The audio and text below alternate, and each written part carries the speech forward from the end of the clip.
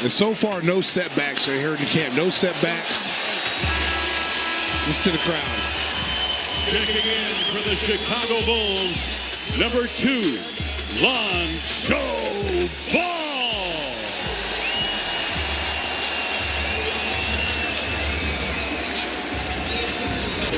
Arthroscopic debridement of his left knee in September of 22. And then in March of 23, the cartilage transplant. Here he is for 3. Good! There you go. Welcome back, Lonzo Ball. There he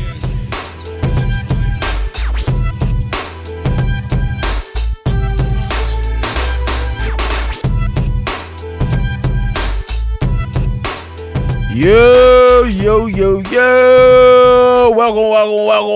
Welcome, everybody, to another episode of the Halftime Podcast. Coach K, what episode is this? This is episode 5. Coach Malcolm. Cinco. We are excited. We did not like each other when we first started this podcast, ladies and gentlemen. And now that we are 5 weeks into it, we still hate each other. But we love this show so much, and it's doing so great for us as individuals that we're willing to stick it out. Just kidding. I love you, man. How you been? Yeah, we're doing good. Pretty fun weekend. Stress-free weekend, I would say, because no Bears football was on. NBA season has started, so things are good. Things are good. Yes, the NBA season is finally back into swing. Yep. But first and foremost, Breaking news. I woke up this morning and I'm not feeling the best. Sure. I don't feel like I am 100%. There is like a little bug that has been going around the city, and I think it has finally caught my ass. Mm-hmm. But I woke up this morning and I looked at my phone, Coach, and I saw some shit that I just couldn't believe. Mm-hmm. And you know what that shit said? What did that shit say? The Chiefs have traded for DeAndre fucking Hopkins from the Tennessee Titans. Give it up for the Chiefs. Give it up for the Chiefs. You got to give it up for them. Look, I've always said this. The signs of a cerebral mind, and I hope I said that right. For anybody, I'm kind of, I'm sick, so things kind of slurred a little bit. But I'll say it again. Signs of a cerebral mind is when you're doing things and you're activating things in which nobody else sees coming. They can't calculate. Huh? Right?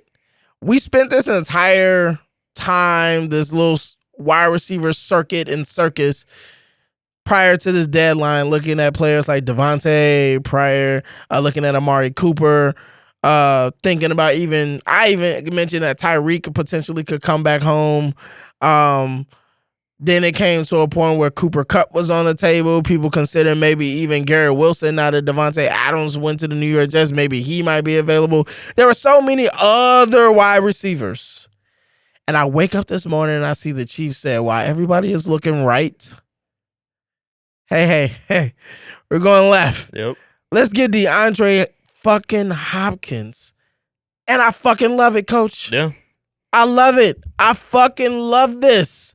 I mean, I know people probably like, oh, this is like 3 years too late. DeAndre Hopkins is not the same wide receiver he was before. But you don't need him to be DeAndre Hopkins with the Houston Texans.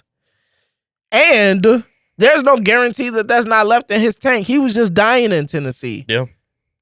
Now he has a quarterback. Now he knows that he's with an offensive team that knows what they're doing, knows how to use players. He's with an offensive-minded head coach in Andy Reid. He's with a team that potentially is on the verge of going 3 in a row. He can finally win a Super Bowl. DeAndre Hopkins is like the Marshawn Lynch for the wide receiver position for me.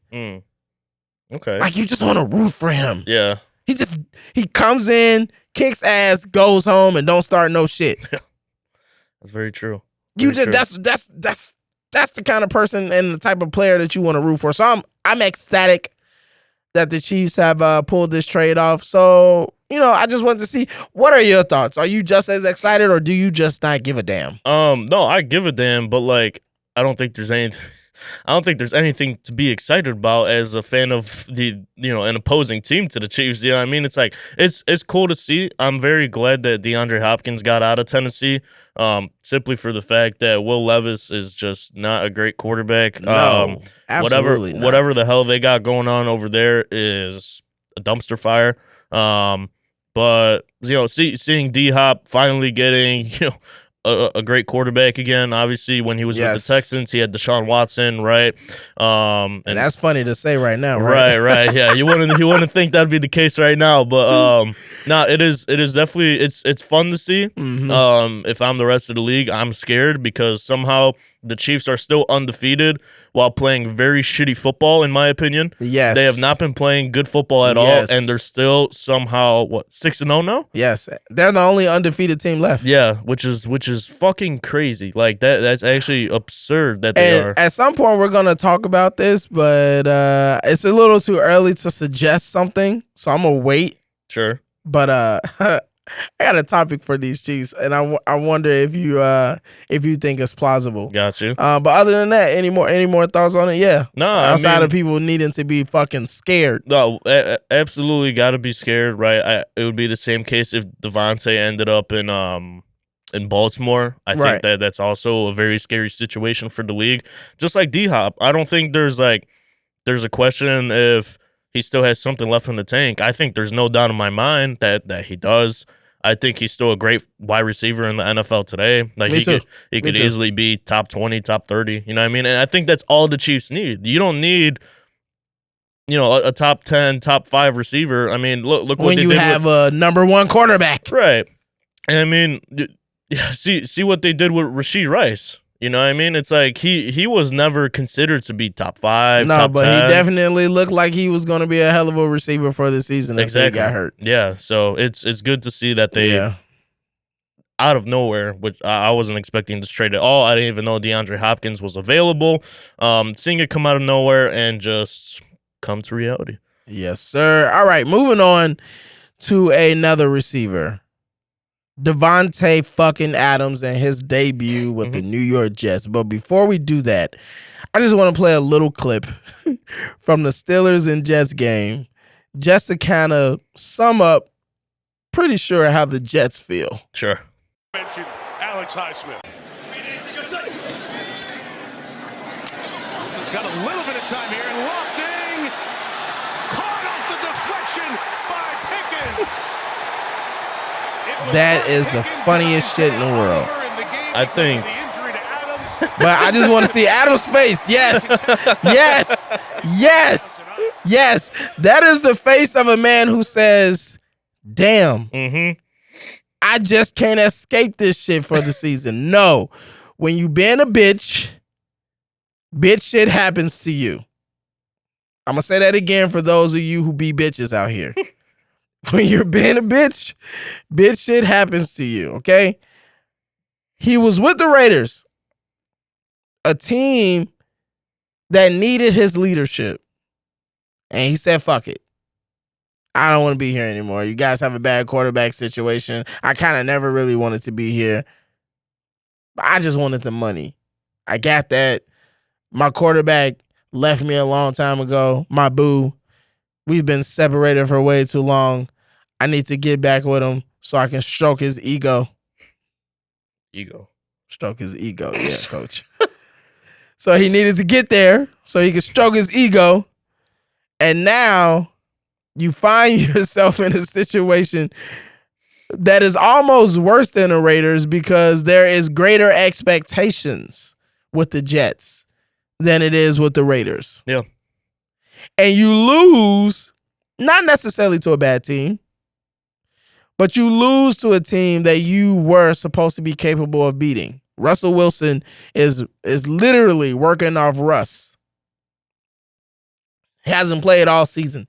He's literally still trying to get the elbow grease going. Yeah. And that was apparent in the first half because he threw the ball very poorly.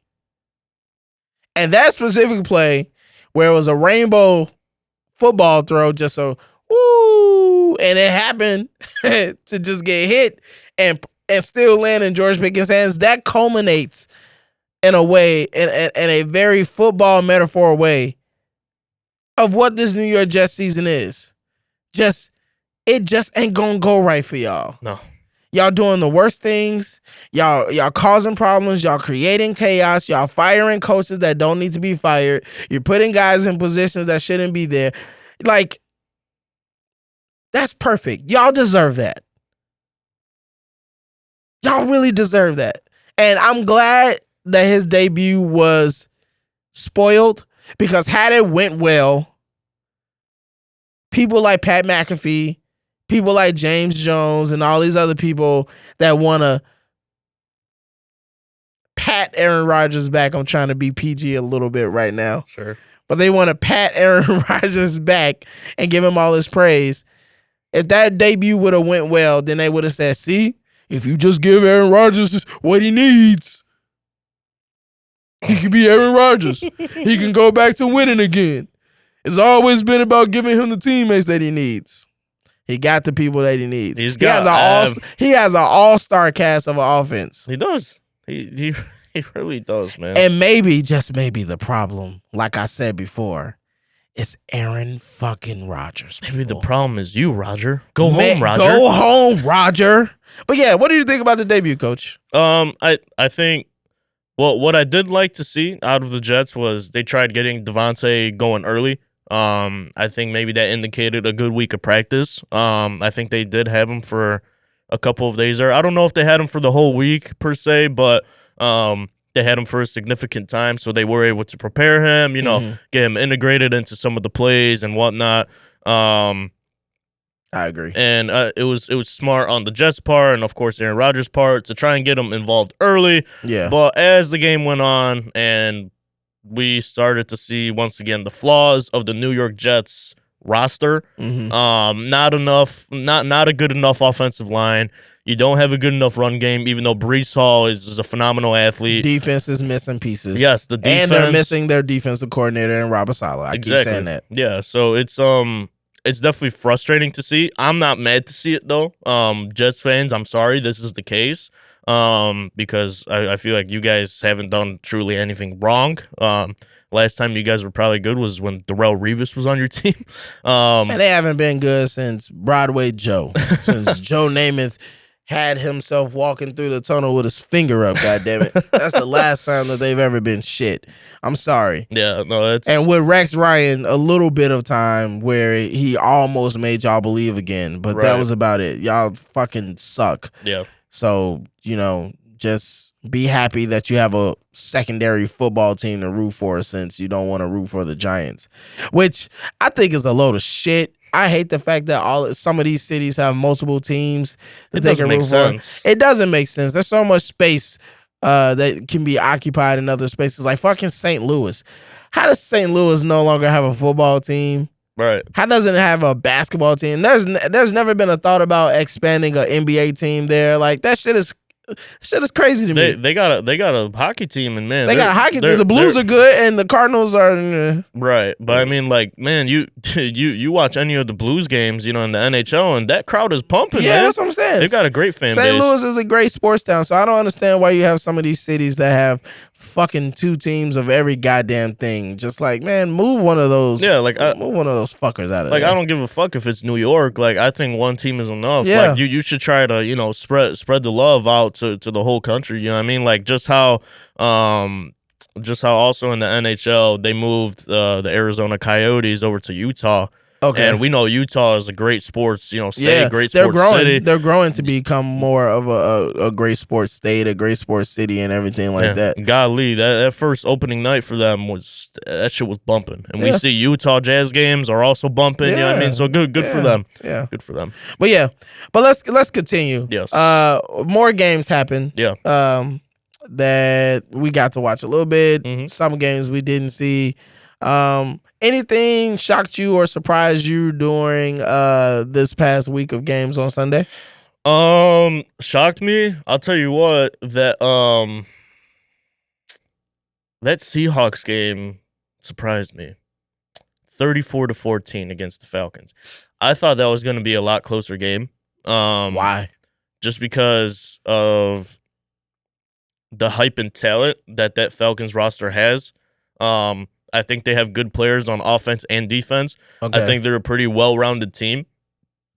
So But seeing them kind of get routed like that, and I think they're at home, is crazy to me. But that's kind of what the Kirk Cousins experience is. Very That's true. kind of what it is. Very true. He's up and down. Yeah. He can have 3 to 4 weeks of just being on fucking fire, and then he goes right into the freezer. Yeah, outside of that, I don't think there were any major surprises this week. To me, I found it surprising that Russell Wilson, that in Russell Wilson's debut, they won 37-15. I thought that Jets defense was going to be able to do a little bit more than what they ultimately did in the second half. Like seeing Russell Wilson come out coach. Yeah, because I mean they were always considered like a top 10, 15 defense in the league. They lost their defensive identity when they fired their coach. No, I agree. But still, like you still have all the same players. Yeah, but you ain't got the guy calling the plays. Absolutely. So obviously it will be a little bit different, and that's to be expected. I'm gonna tell y'all a secret. For all of you who think coaches don't matter, coaches' lives matter. They matter. We matter. Okay? We call plays that make sense. We put guys in positions to be successful. Understand that. You can have all the talent in the world, but sometimes a lot of you players don't know your head from your ass. And I have to remind you where they are. So talent can get you there, but coaches do a great job of putting guys in position to be successful when they don't know how. So for you New York Jets fans who saw your defense playing so well up until the point that Robert Saleh got fired, that's your answer to why your defense looks so fucking bad now. Because the coach that knew how to galvanize them, that knew how to put them in positions to be successful, was let go because of your diva quarterback. Back to you, Coach K. Well, no, I agree with all your points there. I think that's pretty important to know, especially for the Jets who are now 2-5 and seemingly on the downhill of things. But, anyways. Yeah, I mean, outside of that, I don't think there's many more surprises. I mean, Green Bay won a close game. They okay. You know what? I'll give Green Bay that one. But we're Green Bay holding Houston's offense to not being as explosive. C.J. Stroud did not have a great game.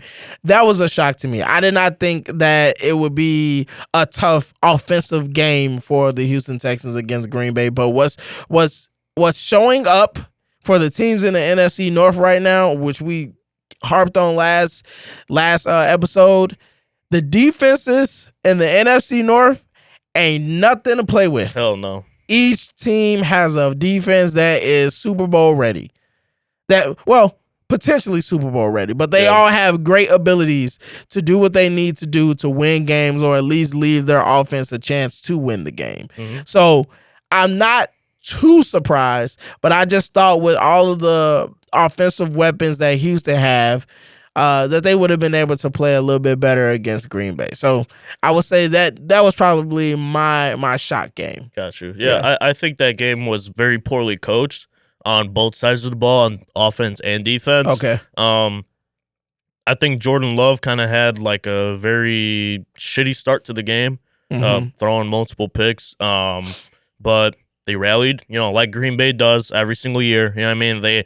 They have their runs, and they look like the greatest team in football at times. Yep. And that's exactly what happened on Sunday. So, not shout out Green Bay. Fuck Green Bay. But surprising win. I agree with you. Yeah. Well, let's play our favorite game, Coach. Our favorite game. Who's cooking? And you know what comes after that? Who should stay the out the kitchen? All right. First and foremost. Speaking of fucking Green Bay. Who's cooking? Jordan Love. Now, I'm going to say this.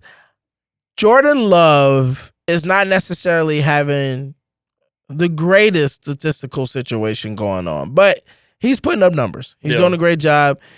But what I will give Jordan Love credit for as far as why he's on our Who's Cooking is because when he went down, I kind of thought the season for Green Bay was kind of over with.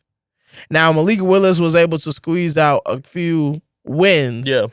But it wasn't convincing that he was going to be able to sustain them on that path as the quarterback. No, and the wins were against, I think, the Colts and the Titans. Yeah, it was against terrible teams. Yeah.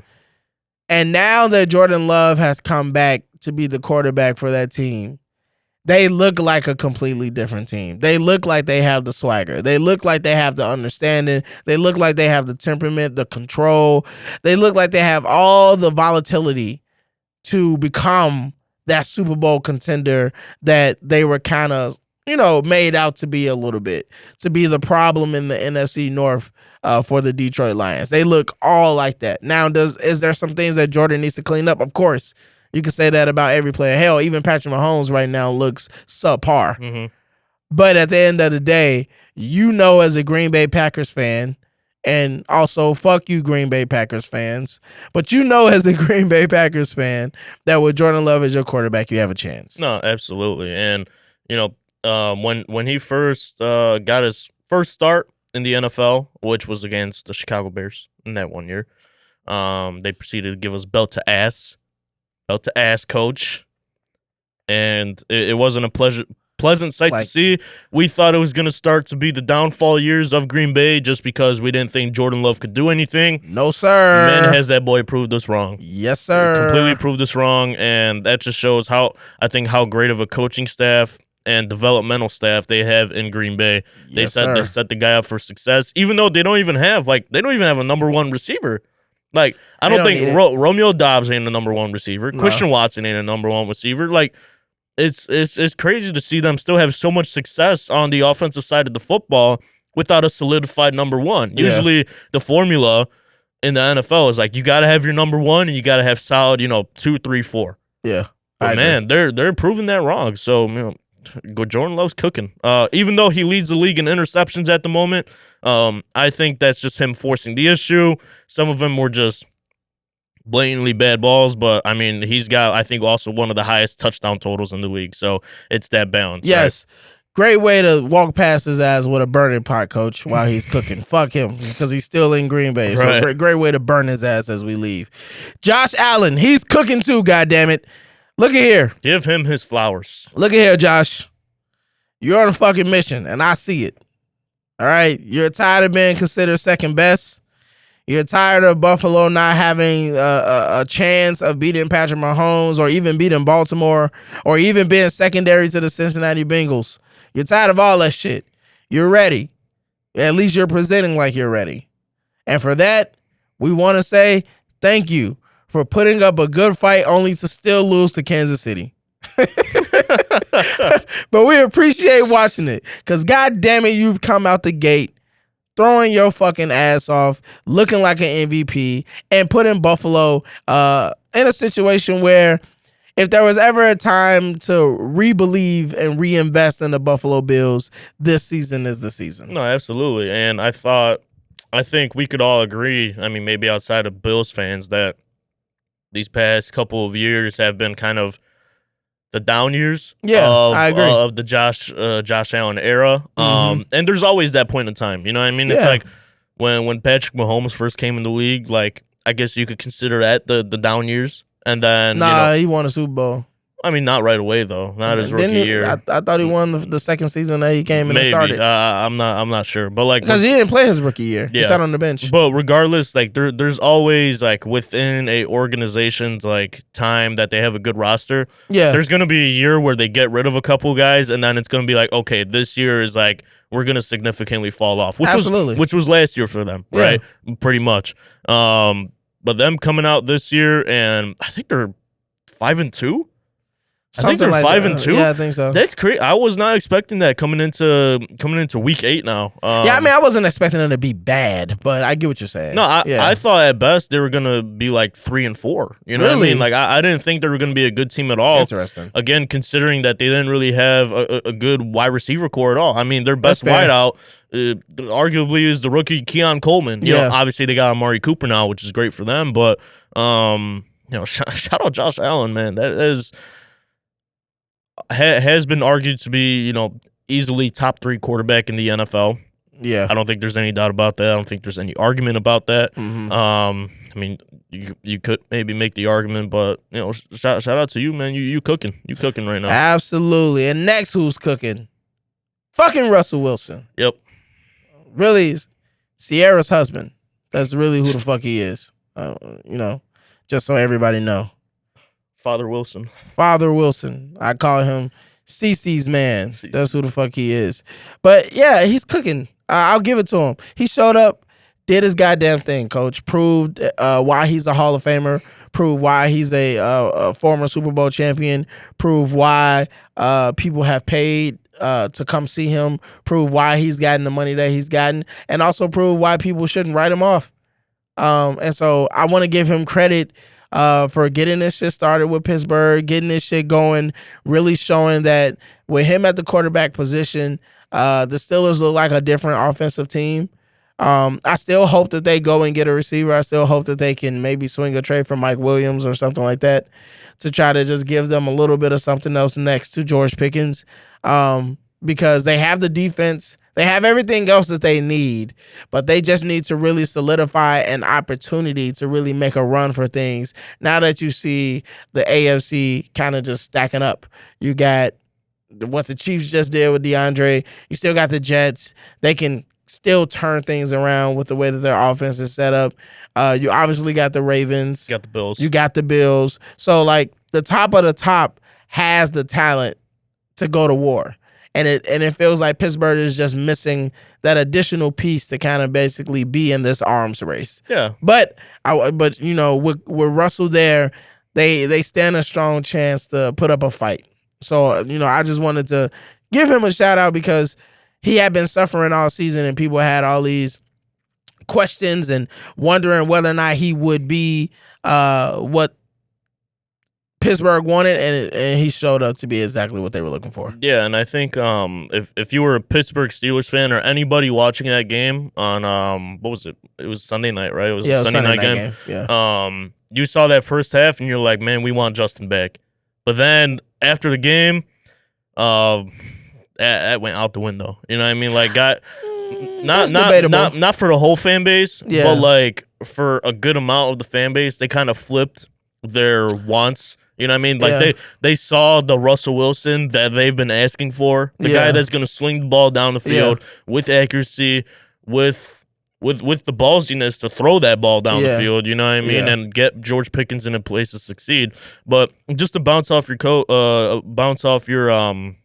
your point about the Steelers needing another wideout, absolutely agree. I think this has been the case, which is why we both wanted Devontae Adams to really go there. Yeah. But I do see a legitimate case now for the Steelers to trade probably a second-round pick to go get Cooper Kupp. I think if they get Cooper Kupp, that team looks significantly different because you've got Cooper in black and yellow. Yeah, I could see him going there. I'm not mad at that. I just question if he can stay healthy, coach. Got you. Yeah, he's had his fair share of issues with staying healthy and stuff, but I think at this point of the year, the Steelers have a good record. They're trying to make that playoff push in a very competitive AFC.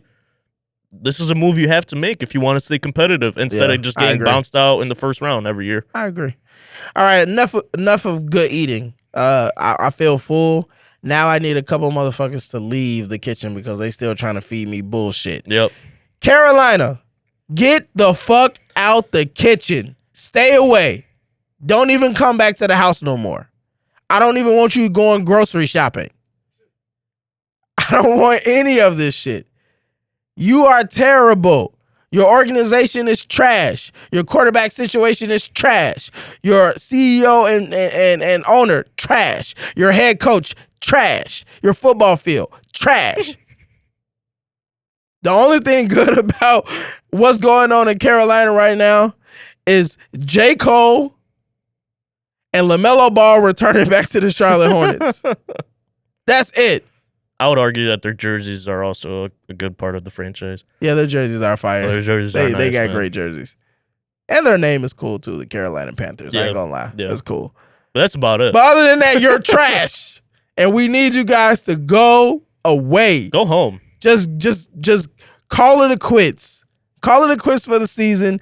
Call Roger Goodell and just tell him, hey, look, anybody else that we got on schedule, just give them the automatic W. We'll forfeit.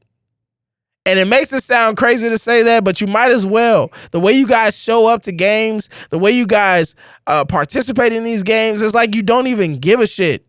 It's like you don't even care. Which leads me, sorry, coach, to the next fucking team that should stay the fuck out the kitchen. And I'm going to let you talk on both of them. Absolutely. But that's the goddamn Tennessee Titans. You're in the same goddamn boat. Go the fuck away. The only thing good in Tennessee right now is Justin Timberlake. Leave. And country music. And country music. You are correct. You are correct. But leave. Your quarterback situation, trash. Football field is pretty decent. They have a good stadium. Yeah. They have a good stadium. Cool environment. Yeah. Great environment. Good food all throughout Tennessee. Yeah. Yeah. So they eat well down there. Oh, yeah. But they should stay the fuck out the kitchen because they're terrible. And so, I mean, I don't know what these NFL teams like Carolina and Tennessee expect to get out of their season, but at some point they have to look themselves as an organization in the mirror and say, we're just not trying hard enough. And that shit is just not respectable. And it's kind of just like, why are you doing this to your fan base? Why?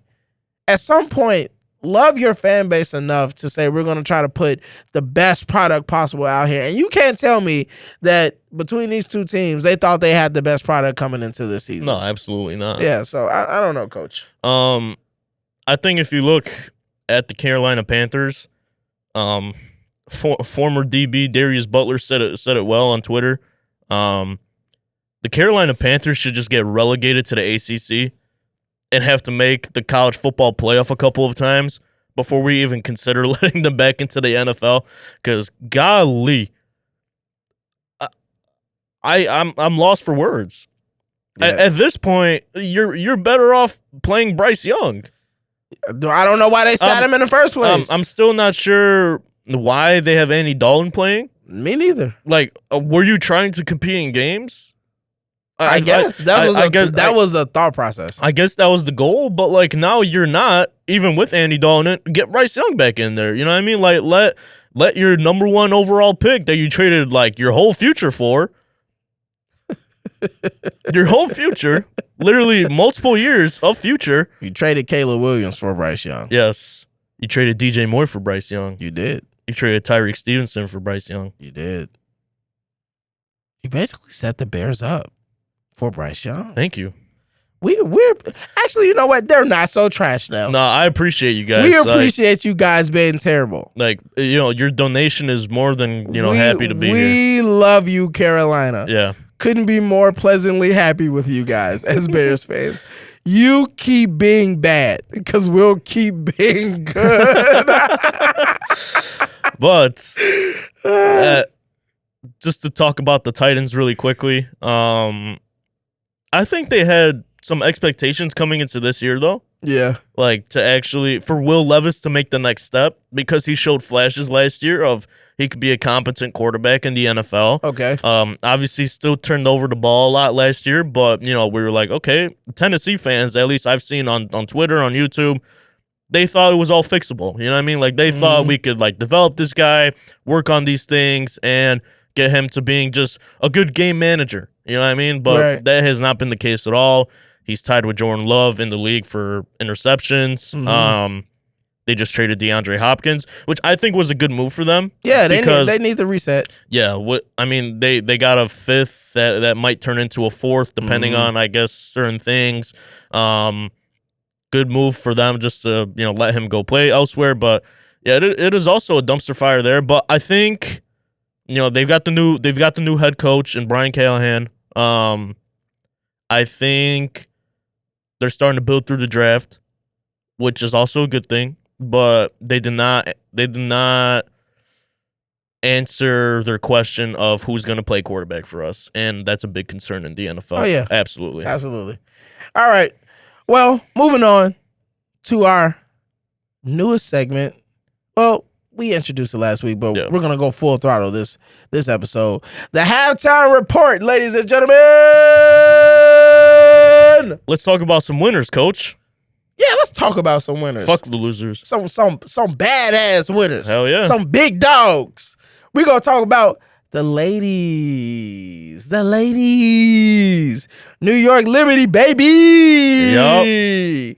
Coming to get that championship. We need that. Clap it up, clap Yes. it up, clap it up. Yes. Yes. They showed up, coach. It's been a long time coming. It was a lot of pressure on these ladies.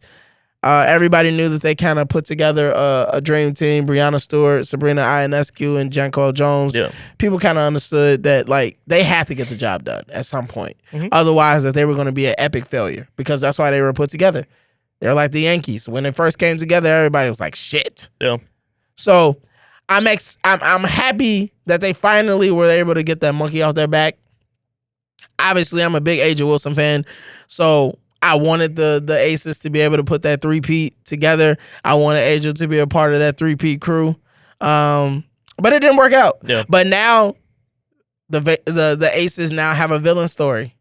They do. They got their revenge tour. They have their revenge tour, their Yep. villain story, and it sets up a great situation in the WNBA where now all season you can try to decide or put together a storyline on can the Aces get back to their glory, and are the New York Liberty officially here to stay? It's just a lot of things going on, but it was a great series between them and the Lynx. Went all the way to the end, went to an overtime game. Some questionable calls in that game. Yeah, especially I think the one going into overtime, right? One thing we hate as coaches always is when the referees try to interject themselves into the game of play. It's got to be all about them. Yeah, they really act like somebody shows up to hear them blow that goddamn whistle. Seriously. That goes for the NFL too. Man, it for is real. the same thing in all these sports. Nobody's here for you to in those fucking black and white stripes. Nobody gives a shit. We appreciate you because we need you. Yeah, but we like you mediating the game, but that's all we need from you. We don't need you to like Right. really interject yourself and become part of the moment. Nobody asks you to be a part of history this way. Like shit. But I mean, nevertheless, you have overtime, and as people say, if you still got time on the clock, you got time to win. yeah. So you can complain, you can say that certain things didn't go your way, but at the end of the day, as long as the ball is going, as long as the ball is on the court, as long as there's time on the clock, you got a chance to win, coach. And that's all you tell players all the time. And I always tell my players, no matter what, if you leave the game in the hands of the referees, you've already lost it. Yeah. So just go out there and kick ass, and you won't have to worry about what the referees do. Oh, absolutely. But, you know, you're playing professionals, and they want to win too. But big shout out to the New York Liberty. We're so excited that they won, that they finally got it done and everything like that. Also, like, just in general, like, not even just looking at the New York Liberty, the WNBA had themselves a year. Oh yeah, fucking great year. Probably record ticket sales, record viewership, all the way around. This is great. Like, I was always like, I liked watching women's basketball, but I was never like really into it as much as I was this year. I mean, let me just be candidly honest. The WNBA has just gotten better. Yeah, absolutely. Whether you guys want to admit it or not, whether you guys want to like, you know, as a male saying this, the WNBA was not always a good product. Mm-hmm. It was not always a good game to watch. But now the skill level, the competition level, and the way that the women are playing has advanced so much. Their ability to execute and do things has risen dramatically, so well that yeah, it's a much greater game to watch. Much greater game to watch. Fandom is crazy. Watching it at home is crazy. I got 2 daughters who love basketball, so they watch it with me. Like. Yeah. It's a much different game. So yeah, that's why the viewership is up. It's a much better product to watch. So I know there's always these things about supporting the women's game and stuff like that, but at the end of the day, if something isn't good, despite gender, it just isn't good. No, absolutely. But once again, shout out to New York Liberty, WNBA champs. We'll see how next year goes. Like you're gonna have those Aces on on that ass. On that revenge tour, which we're going to talk about another revenge tour here shortly, but we'll get into that in a bit. But before we do that, let's quickly get back into the NFL. Yeah. And talk about these New York Jets really quick. Yeah, because we don't have to linger on that. Right, because we did talk about them quite a bit in our I just want to say, Mayday, Mayday. Mayday. The jet is going down. It's going down. They need help, coach. Yes. They need air traffic control. They need a lot of help because they suck. They need a couple of those towers. They can't just have one. They need a couple of them to get them on track. Their jet is sponsored by Boeing. Don't sue us, please. Don't sue us, please. Please don't sue us. I don't have the money for that, man. Don't sue us. I'm just telling you the truth. They look terrible. They look terrible, coach. They do. they're just bad. They're just bad. 2-5. There's probably a statistic somewhere that's like, if a team goes 2-4, even 2 or 5, their percentage of making the playoffs drastically drops from like 40% to about like 17 or 15. Especially in the AFC, they ain't going nowhere. That AFC is tough. Both conferences are very tough this year. Like we've got very it's competitive good football. teams. It's just good football happening right now. This is probably like one of the years I've enjoyed the most as far as like watching the NFL. Like we've got so many great teams. We have so many storylines. Like this is great. Like I know Roger. I know Roger Goodell's sitting at home or in his office, and he's from the good to the bad. We got it all. Yeah, he's putting that hand sanitizer on. He's like, man, this is fucking. He got Birdman hands. That's how he feeling. But as you know, speaking of a season, the NBA is coming. Coach. Hell yeah, it's here. It's here. It's not coming. It's here. It's right now, coach. The NBA opened up yesterday, slated 2 games, the Lakers in Minnesota, Knicks and Celtics. And I would say it was a successful opening night. Yeah. You got to see the Celtics put belt to ass against the New York Knicks, who have tried to put together their version of a super team. And they got their ass spanked. And then you saw the Lakers be savvy and veteran and JJ Redick getting his first win as a head coach. God. Yeah, it kind of sucks. I loved what I saw. I like how the Lakers played, but it kind of sucks because I know for a fact that JJ is not a humble person. What makes you say that, coach? Oh my God! If you ever seen that, just see him talk. Nah, on the talk shows. Yeah, just see him talk. Just see him just kind of like, he ain't a humble guy. And sometimes when somebody isn't humble, not saying that everybody has to be humbled, but when you see somebody who just isn't humble, you just kind of root for them to kind of like just have one moment where you're just like, see, motherfucker. You ain't as bad as you think. You just kind of want bitch. You just kind of want a little bit of it. Just a little. But at the end of the day, it was good to see the Lakers playing much differently. I like the way that he's using LeBron. I like the way that he's spacing the floor. Anthony Davis was killing shit, coach. Oh my God. They couldn't stop him. I think that's why they lost the game. Anthony Davis was just killing shit. But Anthony Davis is a fucking problem, coach. We've kind of known this even from his times in New Orleans. It's just that when he's been with the Lakers, I don't think he's had a head coach that specifically said, you are the star. Yeah. Every head coach that the Lakers have had prior to JJ has made LeBron still the focal point. And now JJ Redick has made it adamantly known, like, no, Anthony Davis is our superstar. Yeah. LeBron James is our aging star who is still great at everything that he does. But the guy that needs to be having the focus on them is Anthony Davis. And as long as JJ Redick can commit to that, this Lakers team can be probably more dangerous than people thought. Yeah, and the Lakers looked like a deep playoff run type of team. Yeah. I mean, and it's crazy to say off of day one, but I think there's a lot of things you can read off of what a team is doing and how guys are playing together. You got to think about it. Like last year, a lot of people were calling for a lot of moves to be done at the trade deadline. Yeah. Like moving D'Angelo Russell, Rui Hachimura, Austin Reeves. You look at it now, it's like they're such integral parts of the team that I think if you move them, you wouldn't see the success that they're having right now. No. Because they fill a role. I think JJ Redick has made those roles very clear. You see Rui Hachimura coming off of the catch and shooting, flash into the high post and getting a nice mid-range shot, which he's great at. Yep. And Anthony Davis being a creator instead of LeBron having to, just putting the ball in LeBron's hands and go create something. Making the game simple. Yes, and that is the coach's responsibility. Absolutely. Which is why if the Lakers continue this and JJ Redick is coach of the year potentially, possibly if they do have a great year. That's why I said I want it to happen because he deserves it if he makes it happen. But boy, his ego is going to be out the fucking roof. No. The Celtics. I just want to say this real fast because we don't really have to hold too much on the champions, man. No. They're the champions. Yes.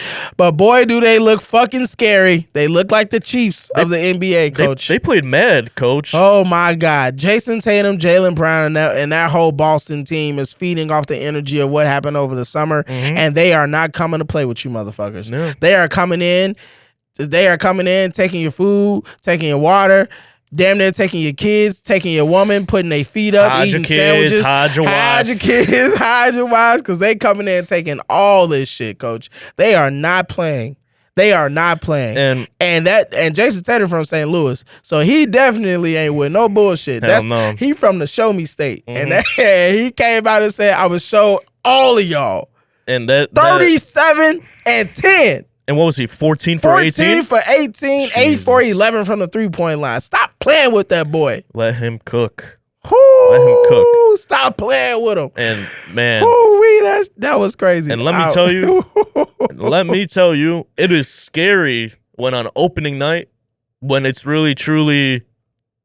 Like dress rehearsal damn near. Yeah, it is the main group's like first time in the season going out and actually playing the full game. Yeah. Putting up 132 points? On your head. And what? They had 17 3-pointers in the first half? Yeah. That is fucking ridiculous. They damn near they messed up their 3-point percentage trying to break the record, coach. That's how mad they was. Yes. They were like, we don't even care about the 3-point percentage. We're trying to break a record because we are so pissed off that we just want to make this shit historic. Yeah. On y'all Knicks. But, it is what it is. Revenge tour. Revenge tour loaded. Yes. Not even coming. It's here. The shit is here. It's here. But speaking of somebody else that could potentially be on a revenge tour this season, Josh Giddey. The Oklahoma City Thunder decided that towards the end of Josh Giddey's tenure there, that he wasn't necessarily somebody that they needed to put in the starting lineup anymore, that he was more suited to come off the bench. The Bulls decided to trade one of our most beloved assets in Alex Caruso. Turn up the AC, man. For Josh Giddey. And there is expectations this season for him to produce and provide us with the playmaking and all of the attributes that we feel like we traded for, right? Along with that, we had the opportunity to give Josh Giddey an extension yesterday before the deadline at 5 o'clock, and we decided not to. While there were a host of other young players who were receiving 5-year, 147, 150 million, 153 type of contracts going around yesterday, and Josh Giddey was not one of those who received it. Now, it came out that he's looking to get $30 million a year as part of what he wanted, and to be honest, I'm a big believer that the price today is always going to be cheaper than what it is tomorrow. Yeah. Now, if the Bulls are thinking that they're trying to save money on the Josh Giddey experience, they got to hope that he doesn't play as well as he thinks he will. Because if this kid comes out here and he absolutely balls at the age of 21, you won't be paying him $30 million a year. Right. You'll be paying him almost 50. 40, 50, right. And under no circumstance do I think a player like Josh Giddey at this current state of his career is worth $50 million a year for a guy that can't even shoot nowhere on the court. Right. He's a 6'8" version of Ben Simmons who's just a little bit willing more to take shots. Yeah.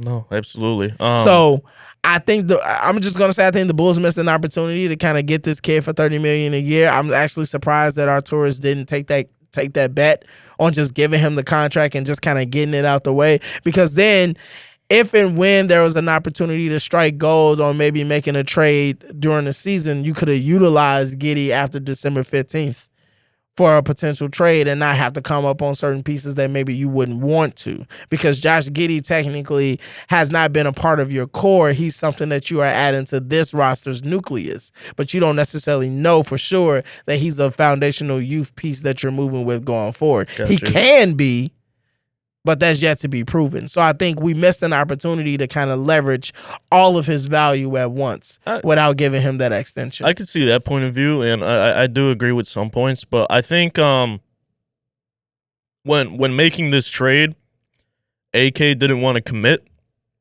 to having to pay the guy right away.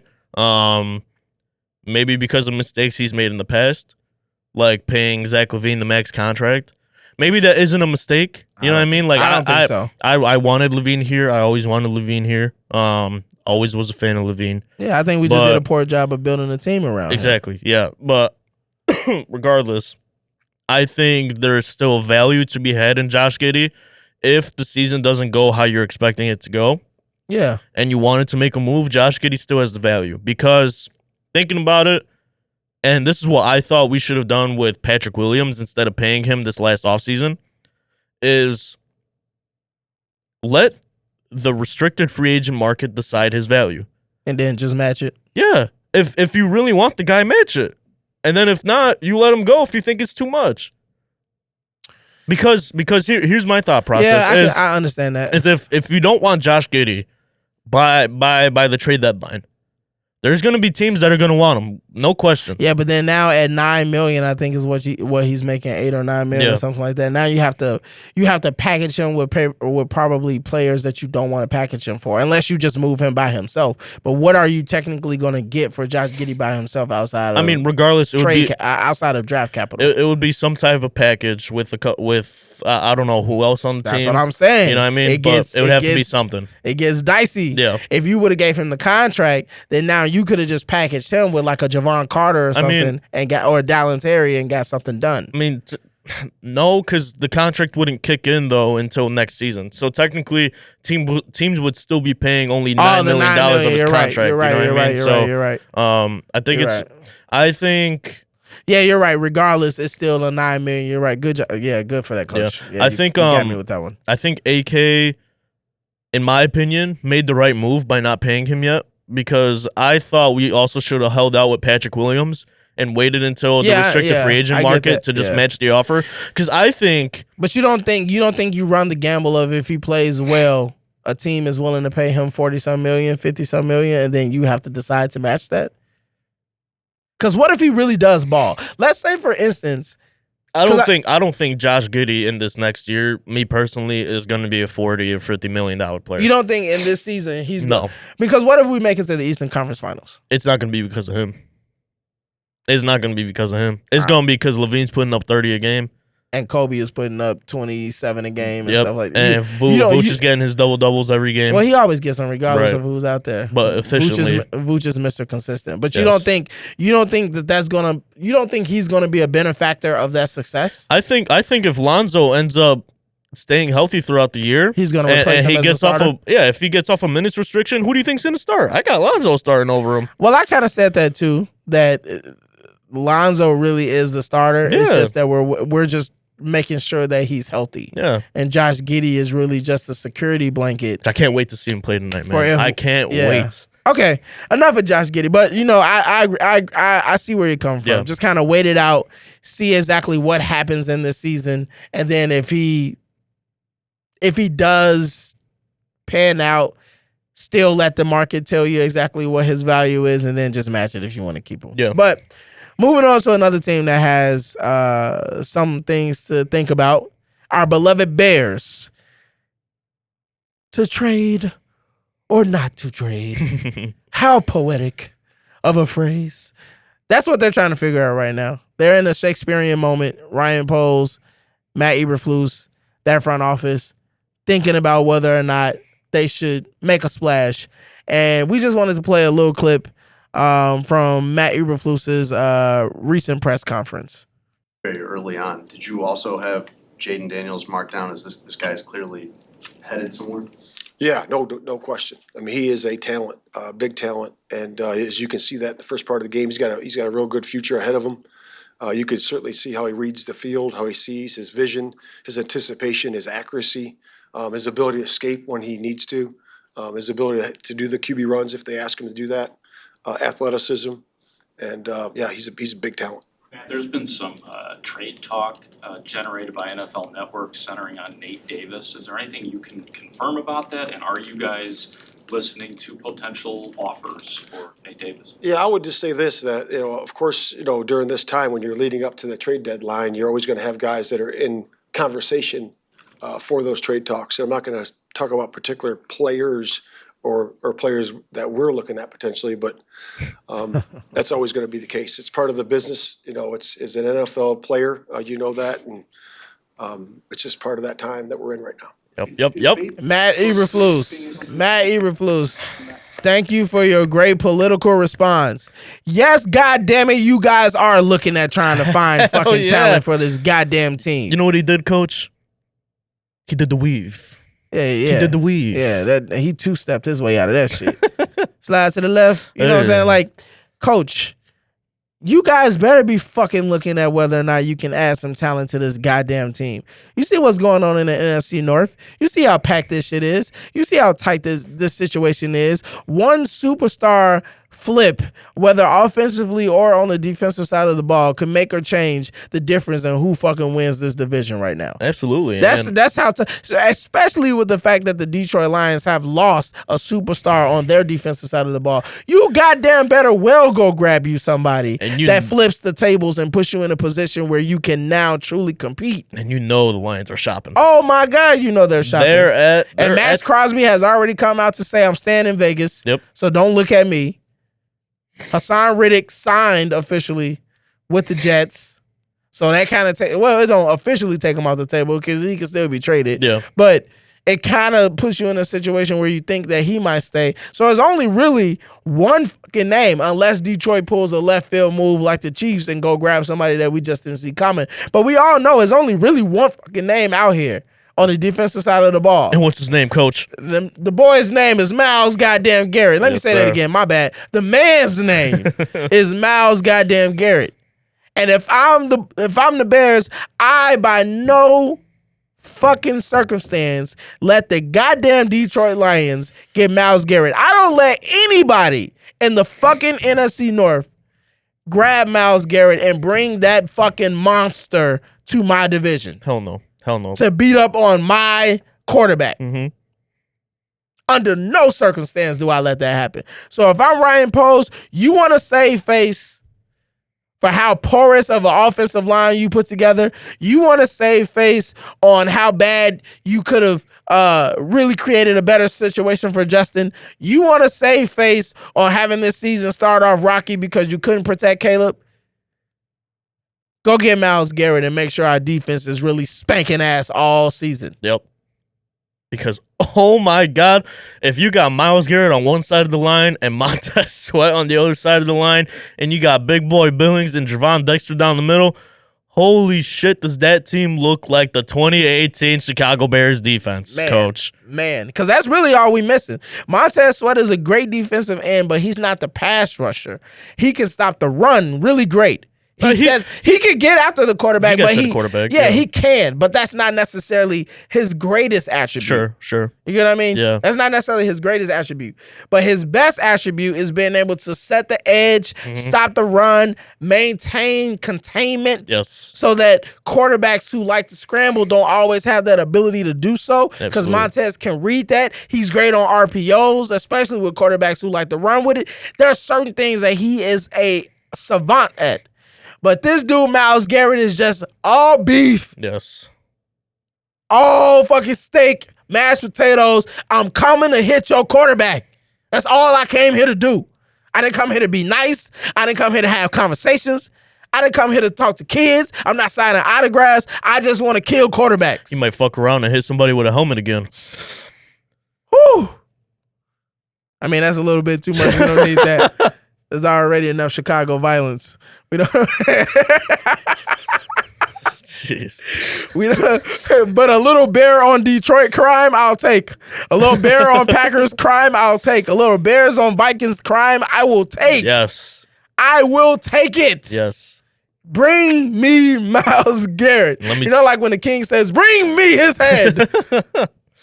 Bring me Myles Garrett. Bring me Myles Garrett, Ryan Post. Let me tell you, if this team, and I am fine with whatever package we have to put up to go get this guy. Yeah. And we have the cap to do it.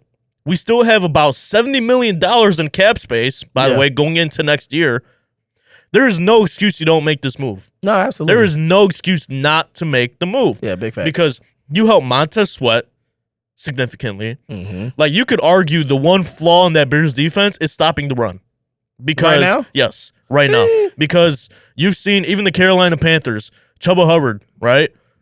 Had a great game against us. Yeah, that's true. So that is the one flaw. And, you're going to play teams like Detroit, which runs through the offensive run game. David Montgomery is... Oh, Jesus. Jahmyr Gibbs as well. Yeah.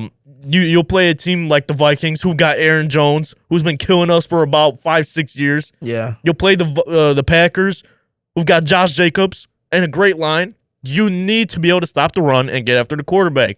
And Myles Garrett is the answer. Putting him and Montez on both ends is... And it's crazy because we were willing to go make a trade for Matthew Judon, right? Yeah. At the beginning of the season.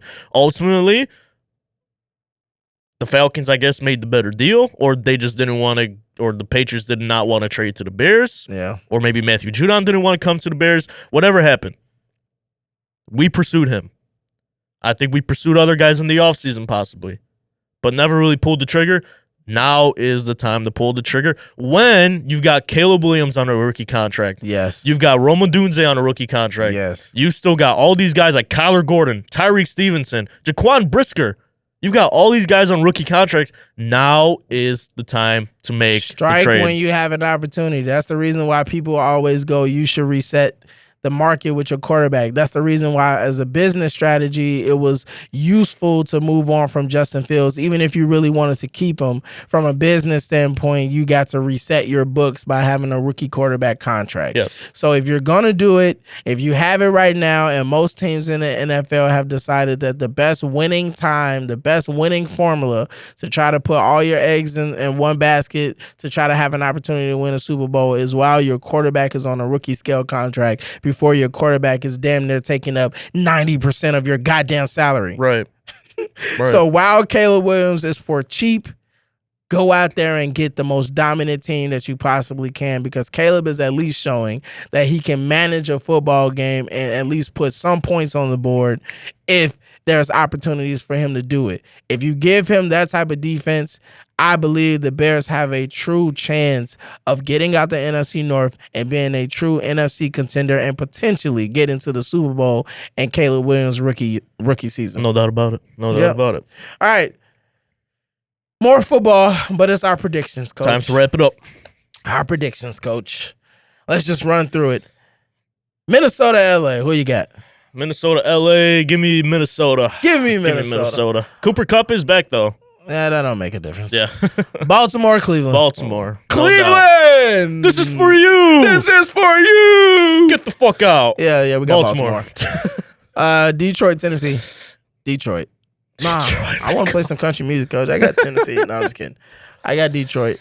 Indianapolis, Houston. I think Houston bounced back. Yeah, you got the division matchup right there. Give me Houston. I got Houston. Green Bay, Jacksonville. Green Bay. Who cares? Why is that even a game? That's a team that should be scratched for a forfeit.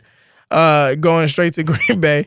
Arizona, Miami. I got Arizona. Even though they're both struggling teams. Yeah. I got Arizona. Yeah, me too. New York and New England. I got New England. Fuck the Jets right now. Do you actually? No, I got the Jets. Okay. I was going to say, because Drake May's been playing these last 2 weeks, and he ain't looking half bad, Coach. No, he's not looking bad, but at the end of the day, I still know it's fucking New England right now, and they still have some. They still got some work to do. And Gerard Mayo, he's got to stay the fuck out the kitchen, like we said. I think it was it last week. He's losing the team a little bit, but, give me the Jets. He got turning around. Buccaneers, Falcons. I got Bucks. Yeah, give me the Bucks. They had a tough loss, so I think they bounced back. Fuck, I'll tell you what though, they just lost Mike Evans and Chris Godwin. They're both hurt. Oh, then never mind. So I don't know. I got the Falcons. Yeah. You know what? I'll still stay with the Bucks though. Okay. I still stay with the Bucks. Eagles, Bengals. That's probably. Oh no, it's not game of the week. That's one of the games. That's one of the games where Cincinnati might fuck around and just surprise us with a victory. as a dark horse, but I got the Eagles. See, I still don't think the Eagles are that great of a team. No, I this don't year. think they're So, dominant. You know what? Give me the Bengals. Give me the Bengals at home in right, Cincinnati. New Orleans Chargers. That's a tough one.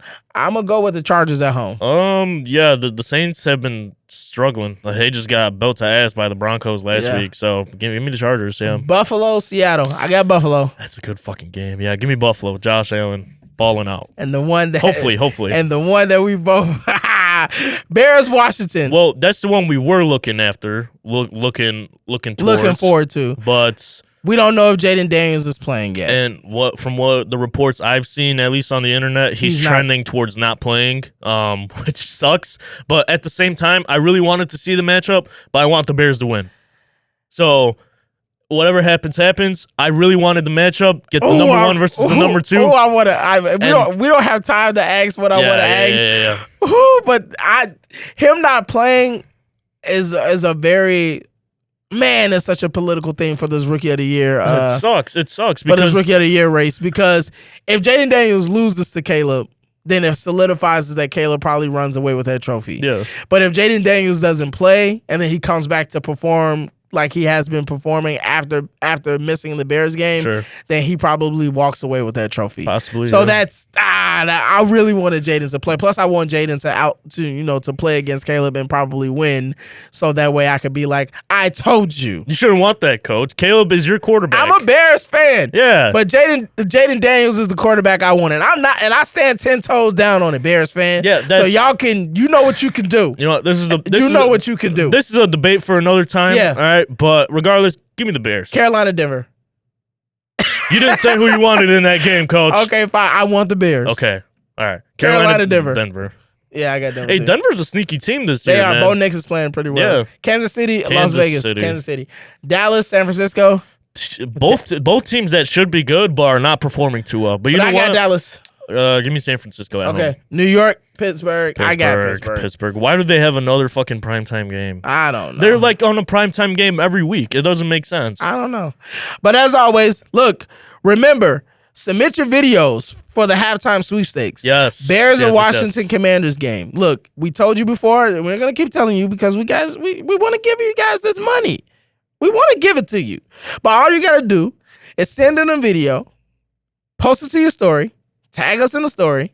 Make sure you say who's going to be winning at halftime between the Bears and the Commanders. And you have to have the right score. You have to have the right score. It's not just about who's winning, but you have to have the right score. Tag us in it, post it, have the right score, have everything going right for who's winning at halftime. And if you have the right score and everything, we will send you the money. But you also have to be following our Instagram page. You also have to be following our YouTube. Yes. All right? You got to do both. So follow our Instagram, follow our YouTube, post it to your story, share it on Instagram, tag us in it, and have the right score for who's going to be winning at halftime between the Bears and the Washington Commanders. Yes. Be sure to like and comment on our YouTube videos and shorts, please, because I was looking at our analytics. 80% of you guys watching are not subscribed to the channel. Woo! No good. Woo, that's like no good. That's like eating for free. That's like eating for free. That's like drinking for free. That's like getting in the club free while everybody else is standing outside in the line in the cold. That's just come on, man. Come on. Help us out. Press the button. Press the button. It takes you 2 seconds. Press the goddamn button. Just press it. All right? We appreciate y'all. There's been another episode of the Halftime Podcast. I'm Coach M. This is Coach K. Yes, sir. And we out. Bear down, see red, as always, baby. Have a great week, y'all.